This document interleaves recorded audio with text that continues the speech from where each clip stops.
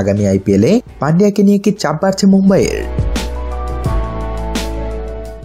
সবাইকে গল্প কথা ইউটিউব চ্যানেলে স্বাগতম। আমাদের চ্যানেলে সাবস্ক্রাইব করেছেন কি? অজানা সব নিউজ আপডেট পেতে সাবস্ক্রাইব লেখার উপর ও বেল বাটনে প্রেস করুন। একটা মন্তব্য এত বড় হয়ে দাঁড়াতে পারে? কারণ জোহরের সঙ্গে কফি খেতে খেতে একখানা বেফাস মন্তব্য করে ফেলেছিলেন তিনি।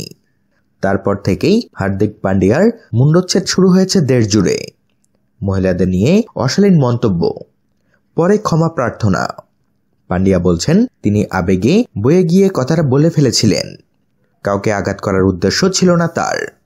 কিন্তু ওরকম গুরুতর মন্তব্য করে ফেলার পর ক্ষমায় চিরে ভিজছে না।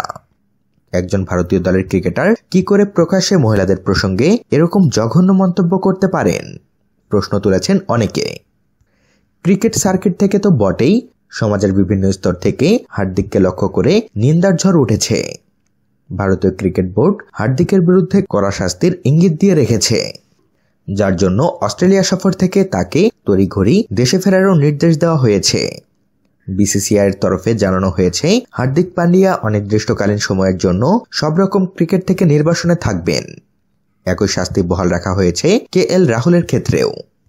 অস্ট্রেলিয়ার বিরুদ্ধে প্রথম একদিনের ম্যাচ থেকে বাদ রাখা হয়েছে তাকে। 11 জানুয়ারি প্র্যাকটিস শেষে নিঃশব্দেই মাঠ ছেড়েছিলেন পান্ডিয়া। সমর্থকদের ডাকে সাড়া দেননি। এদিকে সমর্থকরাও একহাত নিয়েছেন পান্ডিয়াকে। সামাজিক যোগাযোগ মাধ্যমে পান্ডিয়াকে এবার আইপিএল থেকেও বাদ দেওয়ার গণদাবি উঠেছে। একের পর এক সমর্থক মুম্বাই ফ্র্যাঞ্চাইজির কাছে আর্জি জানিয়েছে অশালীন মন্তব্যের শাস্তি হিসেবে পান্ডিয়াকে যেন এবারের আইপিএল থেকে বাদ দেওয়া হয়। 23 মার্চ থেকে শুরু হচ্ছে আইপিএল। তার আগে এমন কাণ্ড হার্দিকের উপর চাপ বাড়ালো। যদিও মুম্বাই কর্তৃপক্ষ এখনো এই নিয়ে মুখ খোলেনি। অন্যদিকে কেএল রাহুলকে পাঞ্জাব দলের বাইরে রাখার দাবি তুলেছেন ভারতীয় ক্রিকেট সমর্থকরা। তো বন্ধুরা, এ বিষয়ে আপনাদের মত কি? তাদের কি আইপিএলে খেলা উচিত? এ বিষয়ে আপনাদের মতামত জানিয়ে দিন আমাদের কমেন্ট বক্সে। আর ভিডিওটিতে লাইক ও শেয়ার দিয়ে আমাদের সাথেই থাকুন। ধন্যবাদ।